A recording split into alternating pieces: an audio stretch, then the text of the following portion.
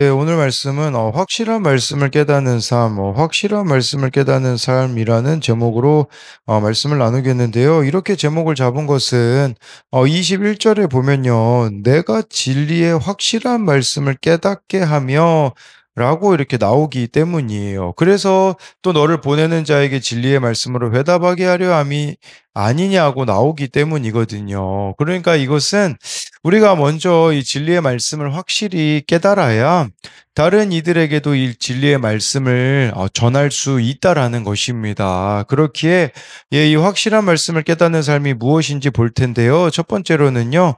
확실한 말씀을 깨닫는 삶은 여호와를 의뢰하게 합니다. 17, 18절인데요. 너는 귀를 기울여 지혜 있는 자의 말씀을 들으며 내 지식의 마음을 둘지어다. 이것을 내 속에 보존하며 내 입술 위에 함께 있게 함이 아름다우니라 라고 나와 있습니다. 여기 17절, 18절에 세 가지 동사에 주목해야 되는데요. 여기 세 가지가 나오는데 귀를 기울여 또 들으라. 네, 말씀을 들으며 해서 그 들으라 하고요. 또 여기 둘지어다 또가 이렇게 보면 나와 있습니다. 네, 그랬을 때 17절에 너는 귀를 기울여라고 나오는데 지금부터 이렇게 선포된 말씀은 참으로 중요하니 하나도 놓치지 않도록 집중해서 들으라는 권면입니다. 사도 요한은요, 그 요한계시록 1장 10절에 나팔 소리 같은 큰 음성을 들었다고 합니다. 우리가 생각해 보아야 되는 것은 뭐냐면, 저와 여러분들에게 얼마나 이 말씀이 크게 들려지고 있는가를 점검해야 된다라는 거죠. 그런 의미로 보자면 내가 귀를 기울여 듣고 있는 것들에 대하여서 생각해 보아야 됩니다. 우리가 어찌 보면 듣고 있는 다른 것들이 너무 많기 때문에 하나님의 말씀은 나팔 소리처럼 들리기보다는 그냥 작은 소리로 들려지고 있지 않는가, 이제 이런 부분들을 생각해 보아야 되는 거죠. 그 여러 가지 세상의 것들의 귀 기울임이 말씀에 대한 소홀함과 무관심을 가져온다라는 것이죠. 예, 그러면서 여기 보니까요. 네, 그래서 이렇게 말씀을 귀 기울여 이렇게 또 듣는다는 것에 대한 부분들을 이야기 드렸다면, 여기 또 17절 후반절에 내 지식에 마음을 둘지어다 하면서 이것을 내 속에 보존하며 라고 나와 있습니다. 예, 이 지식, 하나님의 말씀을 마음에 둔다라는 것은 겸손한 사람이 된다라는 것을 의미할 수 있습니다. 겸손한 사람만이 배우기 때문인 것이죠. 그리고 이것을 속에다가 보존하라고 하는데요.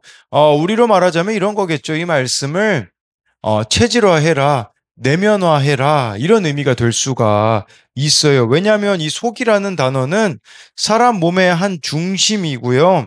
마음 깊은 곳이라는 의미가 되고 있어요. 마치 우리가 음식을 먹으면 그게 신체의 일부가 되는 것처럼 이 말씀이 우리 몸의 일부가 될 수 있도록 하라는 거죠.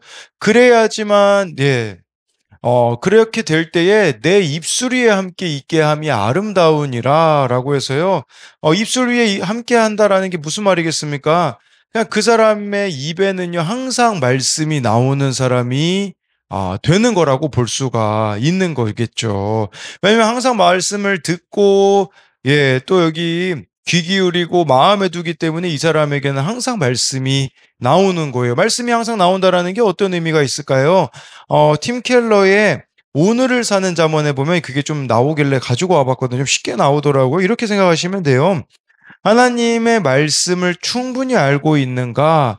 자신의 주어진 상황에 적용할 때든 남에게 전해줄 때든 말씀이 바로바로 떠오를 정도인가? 하루에도 수시로 말씀이 생각나 결정을 잘 내리도록 이끌어주는가? 하나님을 신뢰하거나 옳은 길을 택해야 할 순간에 말씀이 힘이 되어 주는가? 정말 저와 여러분들이 이 17절, 18절이 이루어지게 되어진다면요. 어떤 결정 속에서도 말씀을 가지고 우리가 결정을 내리게 되어지는, 또 누군가에게 우리가 이렇게 연락을 받았을 때 말씀을 통해 권면해 줄 수 있는 입술에 말씀을 둔 사람이 되어질 수 있다라는 겁니다. 이렇게 말씀을 내면화한 사람에게 네, 왜 말씀을 내면하라고 말씀해 주고 있냐면 그게 19절부터 21절에 나오거든요. 내가 내게 여호와를 의뢰하게 하여 이것을 오늘 특별히 내게 알게 하였노니 내가 지략과 지식의 아름다운 것을 너를 위해 기록하여 내가 진리의 확실한 말씀을 깨닫게 하며 또 너를 보내는 자에게 진리의 말씀으로 대답하게 하려 함이 아니냐. 19절에요. 이 지혜자가 간절한 마음으로 청중들에게 지혜를 전해주고 싶은 이유는 그들이 여호와를 의뢰하게 하려 함이라고 나와 있습니다. 이 의뢰하다라는 말은 전적으로 믿고 신뢰함을 뜻하는 겁니다. 그러니까 정말 이들이 이 말씀을 통해 하나님을 전적 의존하는 자가 되기를 원했기 때문이라는 것이에요. 그리고 더 이상 자기 마음대로 살지 않고 여호와만을 의지하는 자가 되기를 원했기 때문에 이렇게 가르치는 것이겠죠. 그리고 이 말씀에는 20절에 보니까요, 모략이 있대요. 지식의 아름다운 것이 있다라고 말씀해 주고 있는 것이겠죠. 그리고 21절에요, 우리가 이렇게 말씀을 확실히 깨달음으로써 이제 해야 되는 게 무엇이겠습니까? 바로 그 말씀을 나누어 주는 자가 되기를 원한다라는 거죠. 그래서 또 너를 보내는 자에게 진리의 말씀으로 화답하게 하려 함이냐 아니냐라는 것은 우리에게 아주 쉽게 말씀드리자면 말씀으로 살아난 사람만이 다른 사람을 또 이렇게 말씀으로 살아나게 하고 살아가게 한다라는 겁니다. 그래서 이것에 대한 두 가지 적용도 나는 지혜의 말씀과 세상 지식 중 어느 것에 더 마음을 둡니까? 그냥 우리가 무엇을 크게 듣고 있는가? 이제 이 부분에 대한 질문이라고 할 수 있겠고요. 또 한 가지는요, 말씀이 기준이 되어서 어떤 것을 결정하거나 권면해 준 적이 있습니까? 이건 제가 아까 17절, 18절의 말씀을 내면화했을 때 나타나게 되어지는 그런 부분들에 대한 적용 질문입니다. 두 번째로는요, 확실한 말씀을 깨닫는 삶이 하지 말아야 할 것들이 있습니다. 그래서요, 정말 우리가 이렇게 말씀대로 갈 때에 하지 말아야 되는 것들이 보면 이제 22절부터 쭉 나오거든요. 먼저 22, 23절을 보면요. 약한 자를 그가 약하다고 탈취하지 말며 곤고한 자를 성문에서 압제하지 말라. 대저 여호와께서 신원하여 주시고 또 그를 노력하는 자의 생명을 빼앗으시리라 라고 말씀해 주고 있어요. 네, 그래서 우리가 하지 말아야 되는 것은 약자들에 대한 그런 차별 괴롭힘이라고 할 수가 있는 거겠죠.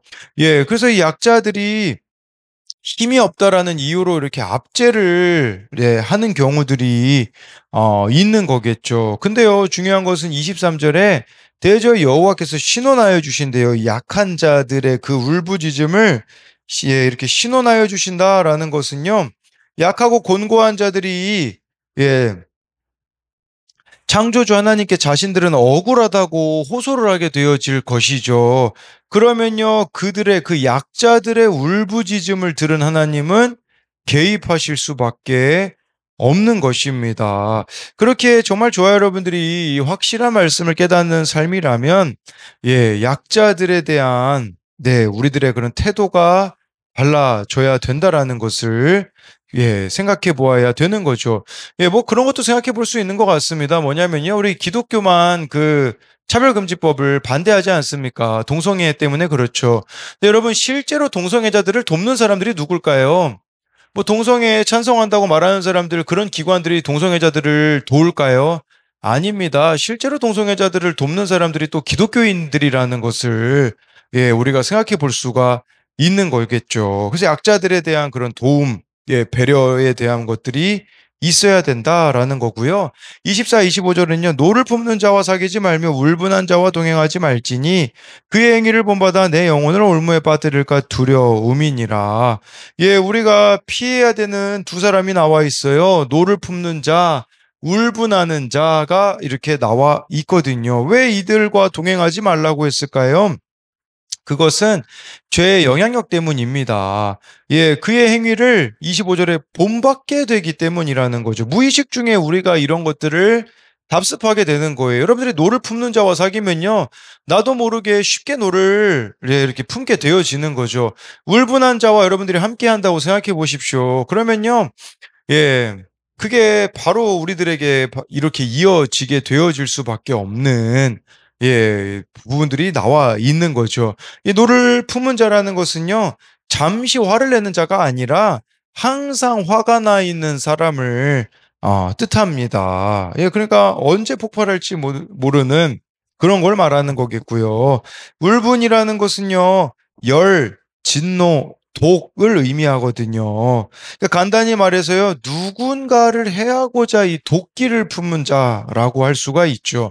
그러면 누군가와 도끼를 품은 자와 함께 한다면 어떻게 되겠습니까? 우리 또한 그를 향하여서 도끼를 품을 수밖에 없게 되어지는 것이겠죠. 그런 부분들을 좀 생각해 볼 수 있는 겁니다.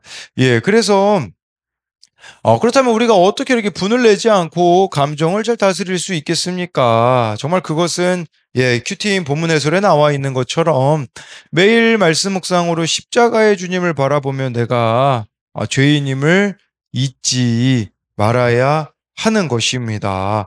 또 하지 말아야 될 것이 26, 27절에 나오는데요. 너는 사람과 더불어 손을 잡지 말며 남의 빚에 보증을 서지 말라. 만일 갚을 것이 내게 없으면 내 누운 침상도 빼앗길 것이라 내가 어찌 그리 하겠느냐. 뭐 우선적으로 생각해 봐야 되는 것은요. 네, 여러분, 사람은 믿음의 대상이 아니다라는 것을 기억하라는 거겠죠. 그래서 사람은 사랑의 대상입니다. 믿음의 대상이라고 생각하기 때문에 사람과 손을 잡고 남의 빚에 보증을 서는 행동을 저지르는 것이죠. 여러분, 남의 빚에 보증을 서는 것도 교만입니다. 왜 교만이겠습니까? 그것은요, 물론 남의 빚에 보증을 서는 것은 착해 보이고 의리 있어 보이죠. 근데요, 이것은 내가 남의 인생을 책임질 수 있다는 교만이 거기 깔려 있기 때문이라는 겁니다. 그게 바로 교만이죠. 우리가 어떻게 남의 인생을 책임질 수가 있겠습니까? 근데 정말 남의 인생을 이렇게 책임질 거와 같은 남의 빚에 보증을 서는 이런 행동은 바로 피해야 되는 것이라고 말씀해주고 있는 것입니다. 그러면서 28절에요. 내 선조가 세운 옛 지계석을 옮기지 말지니라 라고 해서요. 이스라엘 같은 경우는 그 가나안 땅에 들어갔을 때 그 소유했던 땅은요.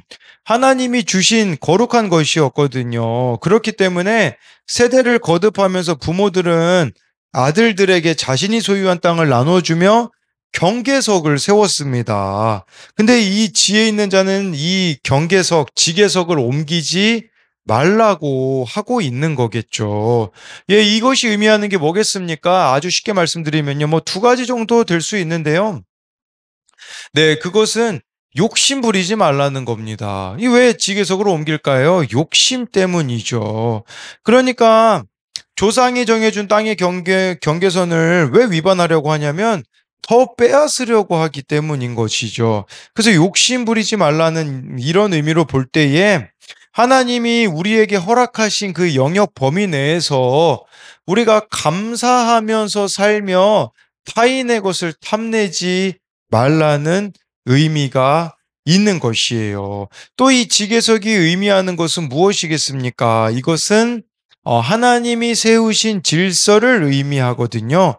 하나님이 세우신 질서를 함부로 무너뜨려서는 안 된다라는 거겠죠. 그러니까 우리에겐 이런 의미가 될 수 있지 않겠습니까? 말씀의 경계선을 넘어가지 말라라는 의미라고 할 수 있어요. 어제 어느 청년에게 저에게 전화가 왔거든요. 뭐 여러 가지 또 사고가 났더라고요. 근데 그 청년이 잘못이 없는 게 아니라 잘못을 저질렀더라고요. 근데 좀 억울하다를 저한테 외쳐대고 또 두렵다라는 것을 외쳐대는 거죠. 제가 그 청년에게 해줬던 말은 무엇이냐면 지금 네가 지켜야 되는 경계를 지키고 있지 않기 때문이라고 이야기를 했거든요. 왜냐하면 이 청년은 검정고시를 원래 8월 달에 따기로 했거든요. 거기에 집중했다면 이런 사고들이 아무것도 일어나지 않았을 거라고 이야기를 해줬습니다.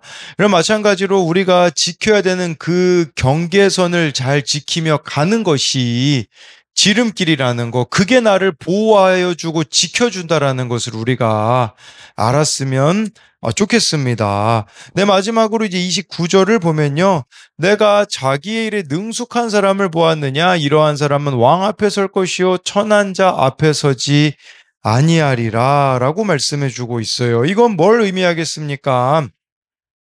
주어진 일에 최선을 다하라는 의미라고 할 수가 있는 것이에요. 예, 자기의 일이라는 이 표현을 통해 여러분, 우리 각 사람에게 다 주어진 일이 있거든요. 예, 그 일에 우리가 충성하면서 살아가야 된다라는 것을 의미해주고 있는 것이겠죠. 예, 그래서 뭐 묵상 간증 거기 보면 어른용 큐티인에 뭐 따로 가지고 오진 않았지만 거기에 둘째 딸이 지적 장애인이거든요. 거기에 뭐 이런 내용이 있더라고요.